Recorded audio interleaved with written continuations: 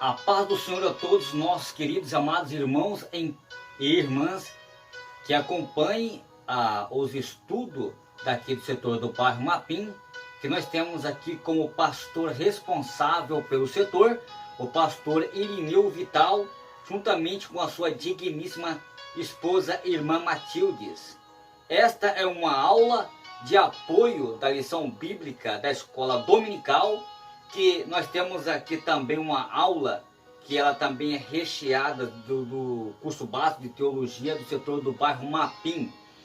Eu sou o professor Claudine Santos e estarei discorrendo com vocês aqui um texto muito importante, que é o livro de Efésios, no capítulo 1, e do versículo 4 ao verso de número 12. Estarei comentando dentro desses versos, simplesmente para complementar a lição de apoio da lição de escola bíblica dominical. Queridos irmãos, o que nós podemos observar aqui é que o texto reservado para o presente estudo é considerado um dos trechos mais profundos da Bíblia. Trata-se de uma declaração de nossa posição em Cristo Jesus, a segurança da nossa redenção mediante a fé, explicada através de 4 afirmações. Somos eleitos, adotados, remidos e selados. Esses 11 versículos formam 2 grupos paralelos: eleição, adoção, redenção e selo do Espírito Santo. Resume-se que Deus realizou todas estas riquezas, o Senhor faz convergir sobre o crente, sem outras vírgulas. O apóstolo ensina que os crentes eles devem agir. Neste capítulo expõe o que é a obra de Deus pela nossa salvação e a segurança que estão fundada ou fundamentada em que Ele fez pelos seus. Que coisa maravilhosa! Então, dentro dessa lição aqui, principalmente no livro de Efésios, do capítulo 1 e do versículo 4 ao 12, eu gostaria de comentar aqui sobre os salvos e eleitos e predestinados pelo Pai, já corroborando aqui com o tópico número 1 do comentador da lição, tá ok? E já caminhando aqui para o tópico de número 2, já fazendo aqui a conclusão aqui também do 3, os salvos remidos pelo Filho, tá ok?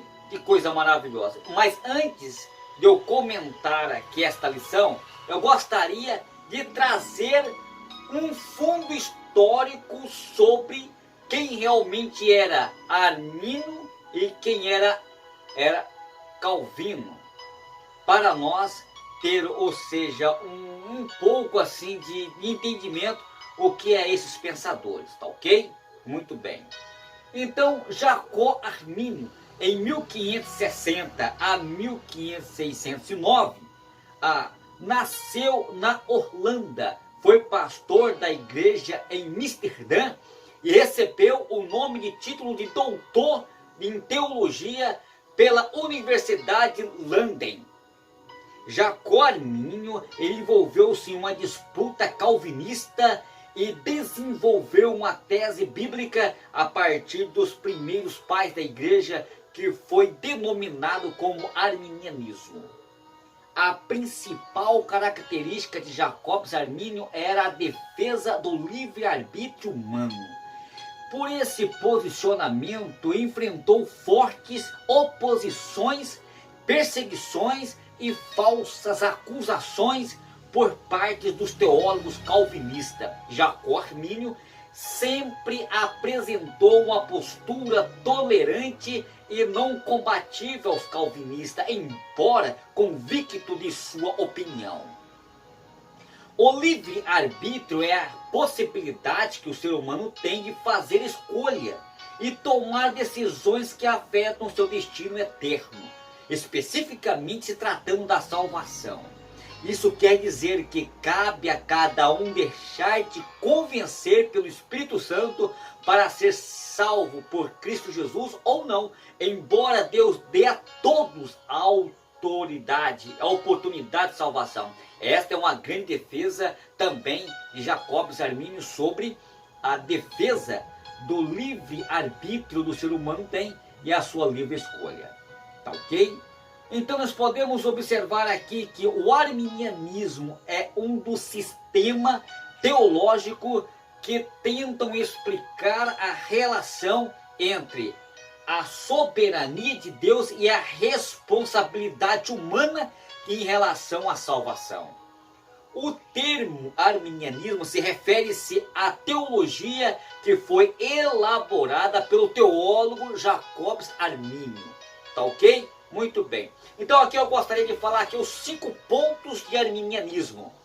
O primeiro é o livre-arbítrio. Todos os homens, embora sejam pecadores, ainda são livres para aceitar ou recusar a salvação que Deus oferece por meio da graça proveniente. Esse é o primeiro ponto de Armínio. O segundo ponto, ele é eleição condicional. Deus elegeu os homens que ele previu e que teriam fé em Cristo. E esse é o segundo ponto de Armínio. O terceiro ponto, expiação ilimitada. Cristo morreu por todos os homens, não somente pelos eleitos. O terceiro ponto de Armínio. O quarto ponto agora, graça irresistível. Os homens podem resistir à graça de Deus para não sermos salvos.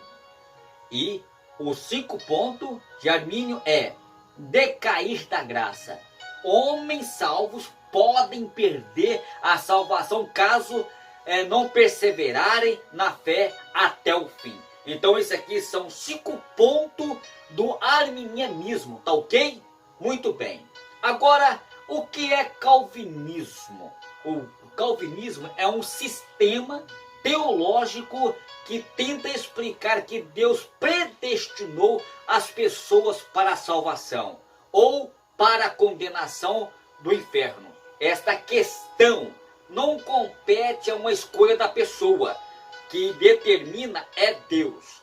O termo calvinista se refere-se à teologia que foi elaborada pelo teólogo João Calvino. Tá certo? Muito bem. Os 5 pontos do calvinismo. O primeiro, depravação total. Todos os homens nascem totalmente depravados, incapazes de se salvarem ou de escolher bem ou em questões espirituais. Esse é o primeiro ponto do calvinista. O segundo ponto, eleição incondicional. Deus escolheu dentre todos os seres humanos um grande número de pecadores por graça pura, sem levar em conta por intermédio de mérito ou obra ou fé prevista neles. Esse é o segundo ponto de Calvino. O terceiro ponto, expiação ilimitada. Jesus Cristo morreu na cruz para pagar o preço do resgate somente dos eleitos, que é limitado, entendeu? Esse é o terceiro ponto de Calvino. O quarto ponto, graça irresistível. A graça de Deus é irresistível para os eleitos, isto é, o Espírito Santo acaba convencendo e infundindo a fé salvadora nele. Esse é o quarto ponto. O quinto ponto de Calvino, perseverança os santos.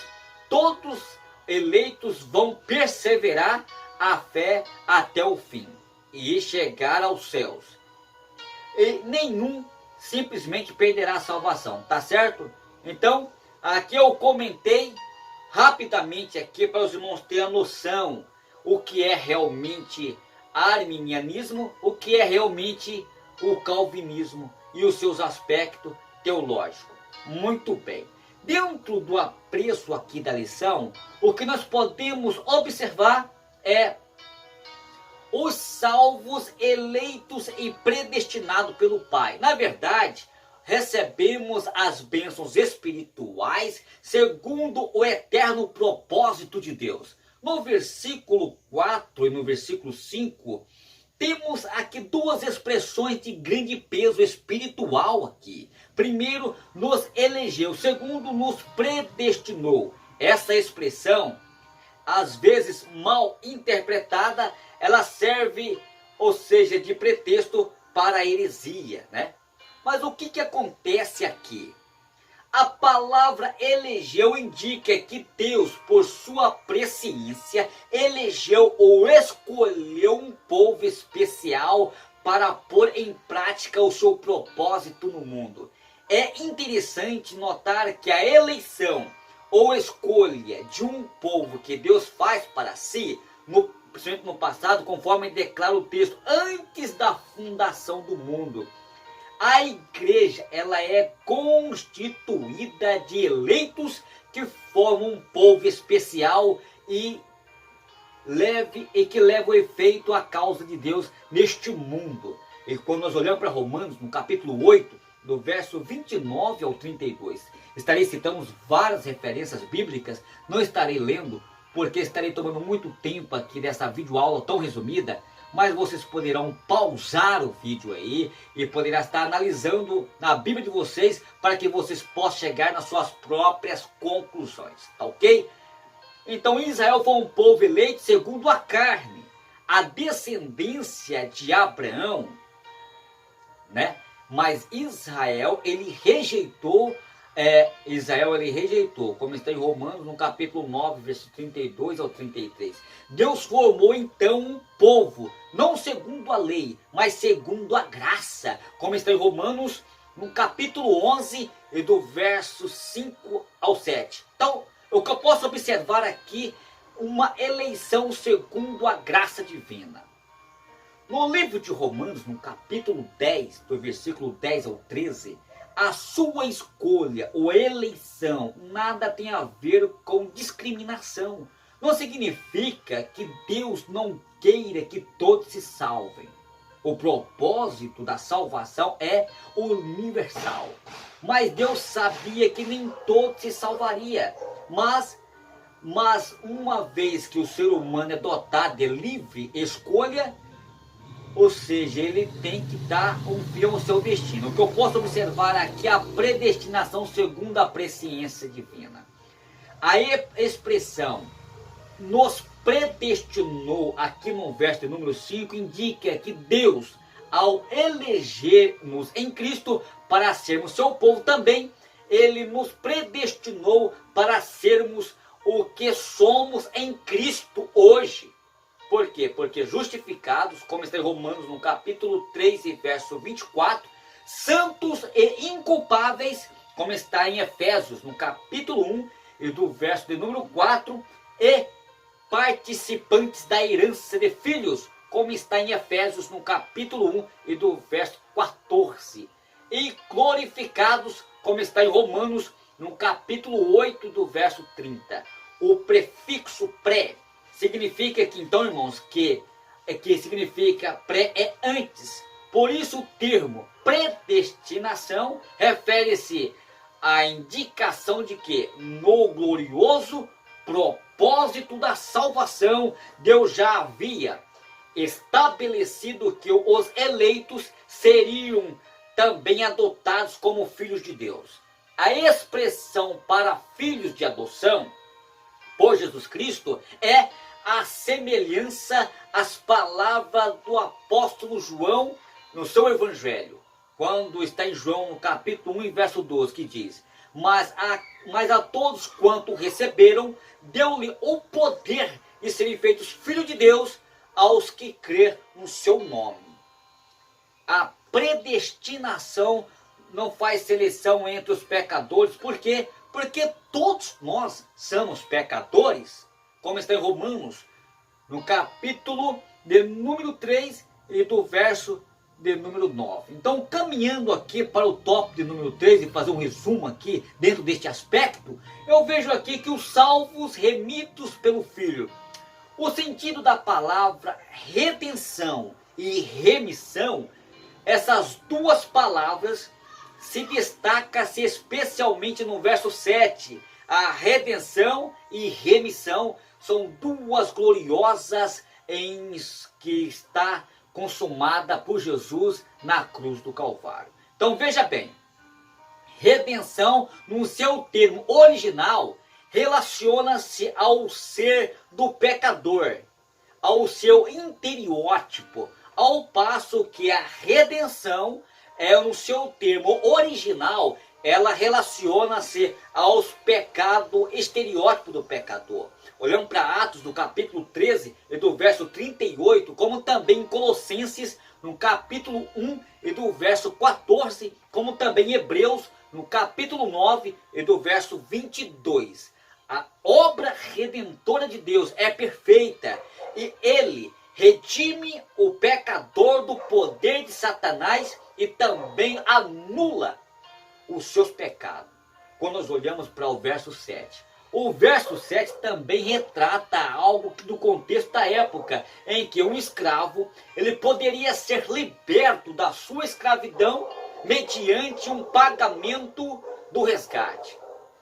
Em 1 Coríntios, no capítulo 6 e verso 20, como também em Colossenses, no capítulo 1 do verso 14, o sangue é como preço da redenção. No verso 7, o preço da liberdade foi a de sangue.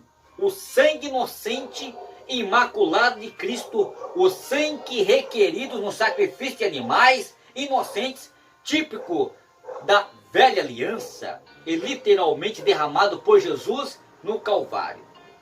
Ali ele se tornou o Cordeiro de Deus como sacrifício expiator dos pecados de todos os homens. Muito bem.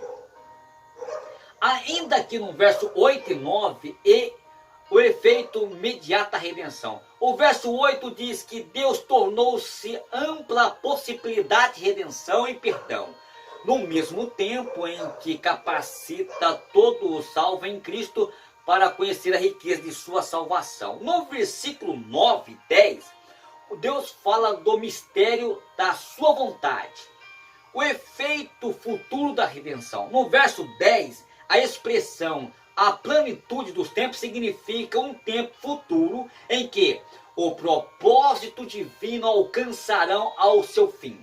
Em plenitude, a redenção no futuro chegará ao seu auge, segundo o glorioso propósito de Deus, que estabelecimento do seu reino eterno, aonde não haverá mais tentação e tribulação, porque os salvos viverão em uma só dimensão espiritual. Muito bem.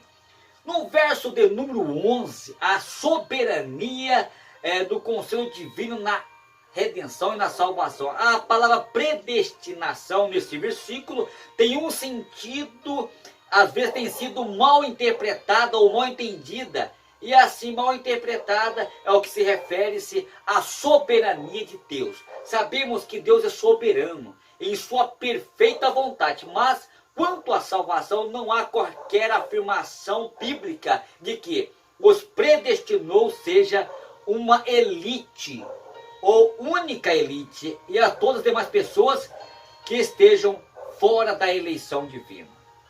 Deus, ele é justo e também imparcial.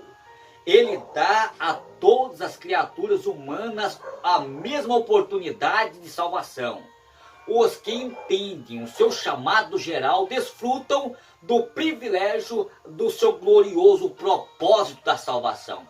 A continuação do verso 11 revela que Deus fez tudo segundo o conselho de sua vontade. E esse conselho decisório se constitui-se especialmente da Santíssima Trindade, o Pai, Filho e Espírito Santo. E esse conselho rege todo o universo, inclusive o destino da humanidade. A herança da redenção. O verso 11, o termo fomos eleitos. A herança significa que esse privilégio já estava no propósito divino. Por quê?